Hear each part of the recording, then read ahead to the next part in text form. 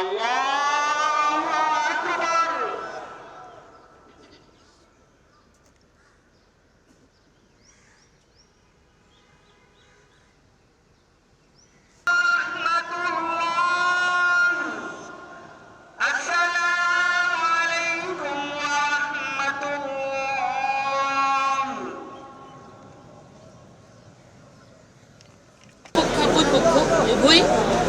সমঝোতার জন্য তৈরি আছেন, উভয় আগের মতোই আমরা আছি।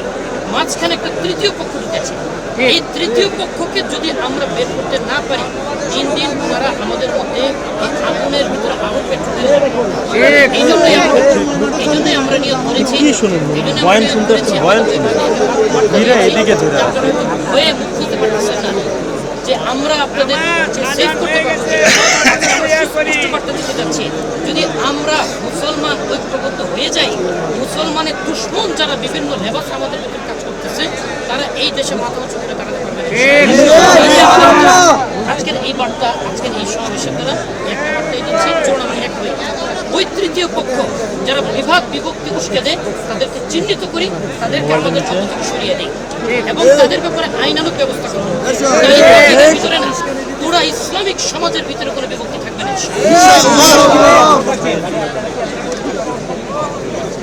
জি, আমরা অবশ্য বুঝতে পারছি তারা নির্দিষ্ট দল বা মতের লোক না।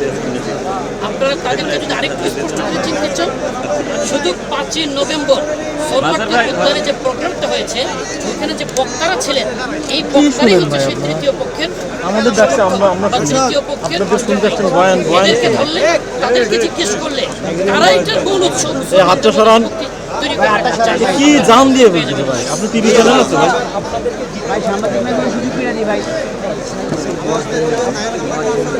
আপনারা ডাকেন, আপনারাই দখল করেন, ডাকেন কিসের জন্য আমাদের? প্রথম না দ্বিতীয়, এইটা সরকার একচেটিয়া ভাবে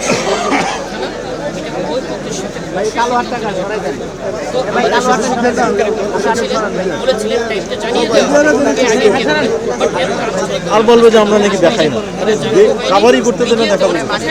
আমরা মিডিয়ার কথা করতে চাই না, আমরা চাই আবার সরকারের সাথে সুন্দরভাবে বসবো, একটা সমঝোতার মাধ্যমে আমরা এটা আর আমাদের এক দফা আজকের এই সম্মেলনের একটাই দফা।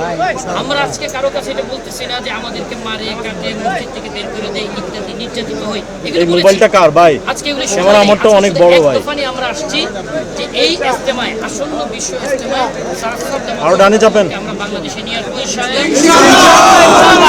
আমি সারা পৃথিবীতে যেতে পারেন, বাংলাদেশে আসতে ওনার আইনানুগভাবে কোনো বাধা নেই। অতএব যে কোনোভাবে ইনশাআল্লাহ সরকারের সাথে আমরা সুসম্পর্ক রেখে নিয়োগ করে আইনানুগভাবে ওনাকে আমরা বাংলাদেশে নিয়ে আসবো।